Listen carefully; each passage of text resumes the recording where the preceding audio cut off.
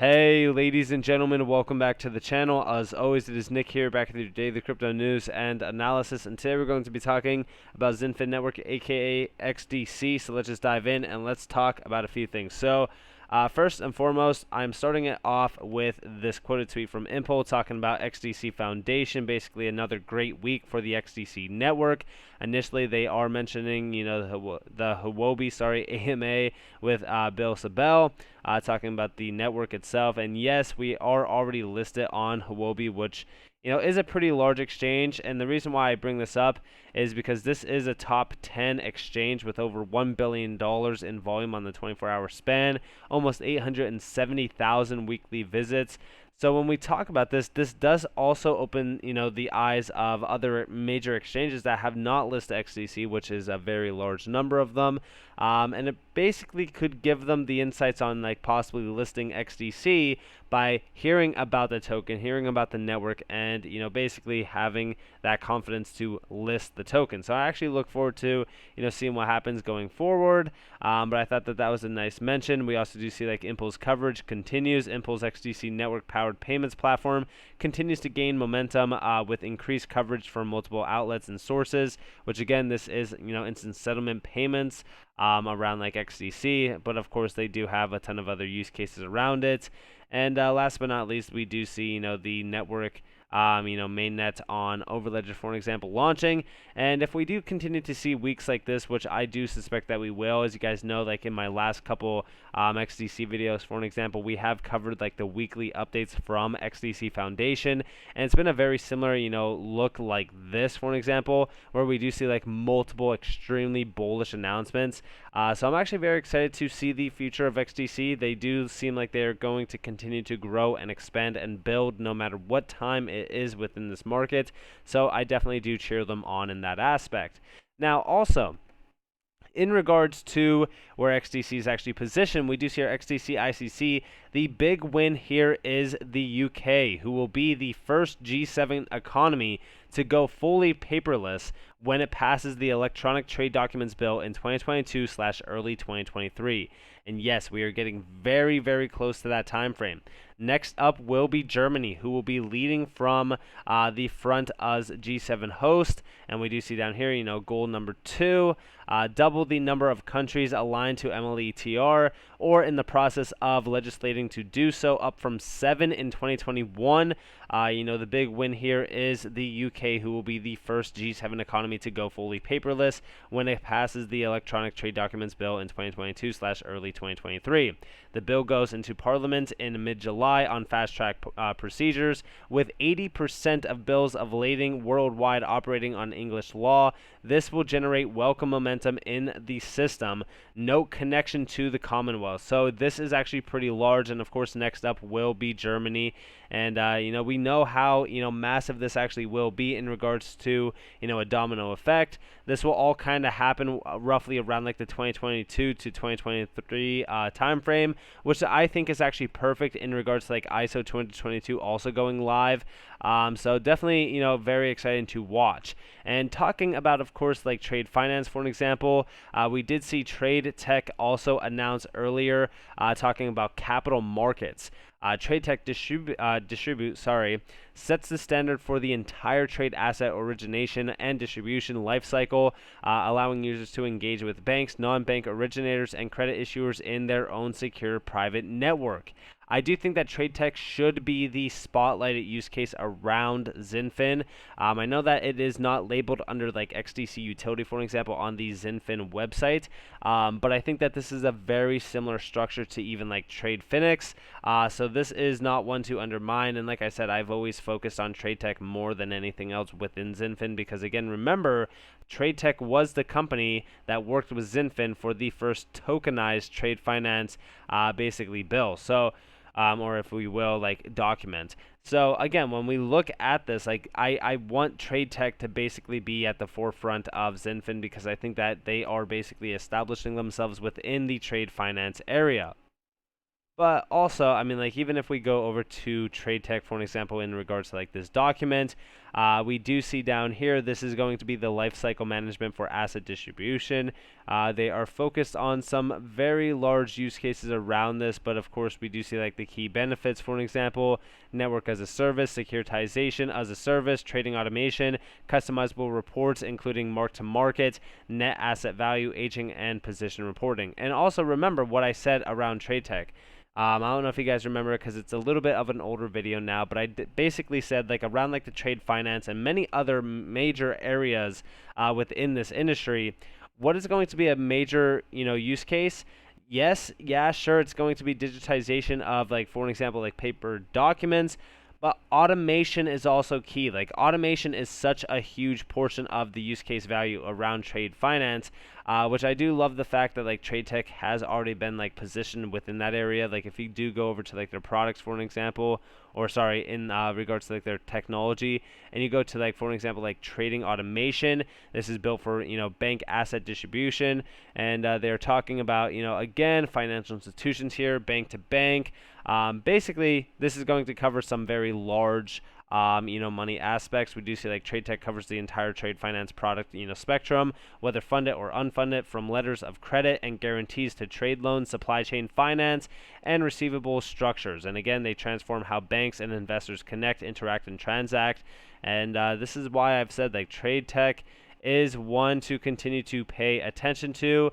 We do see like distribute smarter, say goodbye to spreadsheets, get real-time insights, share seamlessly, build your own private network. And again, this is all through getting to the digitization and automation area of trade finance. So I think that this is something that I personally would love to continue to focus on within Xinfin, and I do think that all of you should also pay attention to what trade tech does on a day-to-day basis.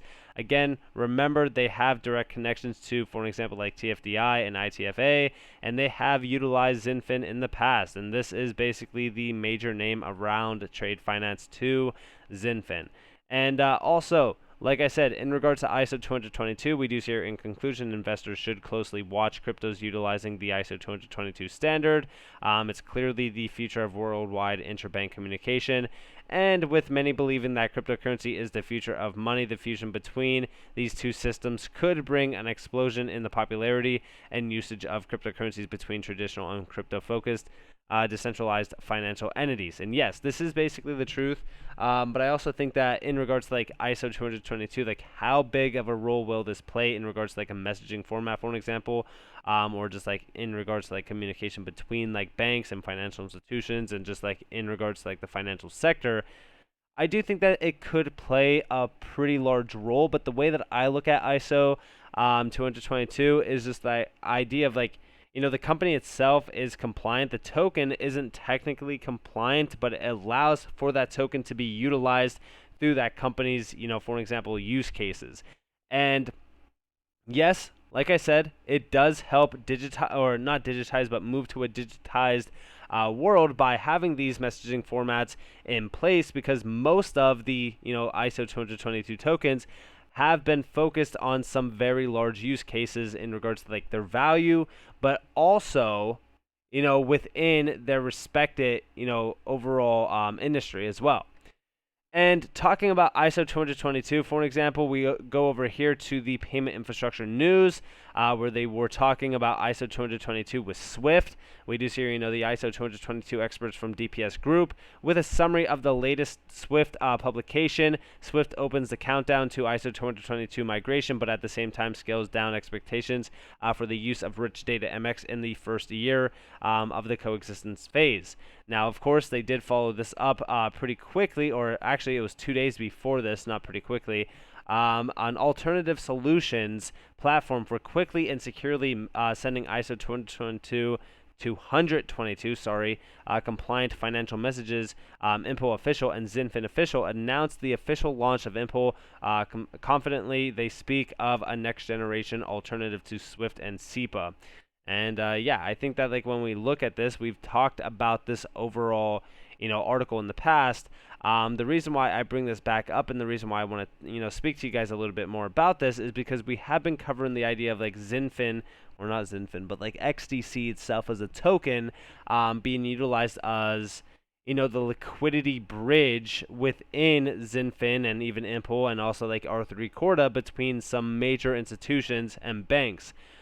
That is the reason why, like, when we look at something like Impulse services around, instant settlement, it makes me believe like that XDC is going to have many use cases, not only around, for an example, like trade finance. I remember when like the Trada or Trada, for an example, stablecoin came out, and everybody thought that that was like the death of XDC. XDC has many other use cases around it, so even if that was the case, I'm not worried at all, because again, Impul is a very large name. What they are focused on is a very large asset, class market, if you will, because I've essentially looked at a large amount of these utility gems in the space, and I kind of put a market around like, specific use cases. Like we do see like a large portion of these layer ones focused almost on the same exact use case. And that's what really kind of sets XDC apart from the rest is, it focused on the trade finance area, which I think is very special, but also it is playing in the same field as like XRP, for example, or even XLM within like, instant settlement or cross-border payments. And that is, of course, through Impul. Now, also, last but not least, I do want to just end it off with this from ICC. Shout out to Crypto Nerd D. XDC ICC uniform rules for digital trade transactions, URDTT, and the UK Law Commission report and bill on electronic trade documents. And here we have it. This is a full-on document. This just got posted on the 3rd. ICC uniform rules for digital trade transactions, URDTT, and the UK Law Commission report and bill on electronic trade documents. We do see over here, introduction. The intent of this paper is to explain how the ICC uniform rules for digital trade transactions are compatible with the proposed legislative changes in England and Wales with, regard to the use of possessable electronic trade documents as set in the Law Commission's recommendations. And I think that when we look at, trade, we can actually kind of open this up in a new tab real quick and zoom in. So when we really kind of look at trade, I think that it is kind of more so focused over here. Like much of the world, trade is underpinned by English law, a legacy of the UK's historical, role in trade, not just across the Commonwealth, but for every buyer, seller, issuer, financer, and intermediary using English law as a basis for contract law or handling trade documents. The bill will have, a disproportionately large and positive impact on global trade at a time when companies all over the world are facing unsustainably high trade costs and suffocating under a sea of unnecessary paper documents. Again, remember, like the cost and the paper document trail is a very large, area to focus on in regards to, a plague around, trade finance. This is why, like, when we talk about digitization, addressing specifically like the gaps in regards to like trade finance, but also like solving the inefficiency around, cost and also paper documents, this is where we should be focusing on. Again, a large amount of people think that the stablecoin is killing XDC in this area, but it's not. In fact, it actually opens the door for XRP to be sourced as the liquidity bridge within a use case like this, similar to like XRP, for an example, in regards to like cross-border payments through RippleNet. So this is actually very, very exciting. The scope of this is actually fairly large, and I do like the idea of like ICC actually really kind of talking about this and bringing light to the picture. Again, at the end of the day, we are seeing a major shift around like the UK, for an example, and in regards to like the G7 countries, they are ready. They are nearly here in regards to, getting to digitization of trade finance. So very, very exciting times ahead. With that being said, I hope that you guys enjoyed this. If you guys did, definitely leave a like, subscribe to notifications on if you guys want more free content. You guys are more than welcome to follow me on Twitter and join the free Discord down in the description below. As it's up to you all, have a beautiful day or beautiful night wherever you guys are on this beautiful world. It's been Nick. Peace out, guys.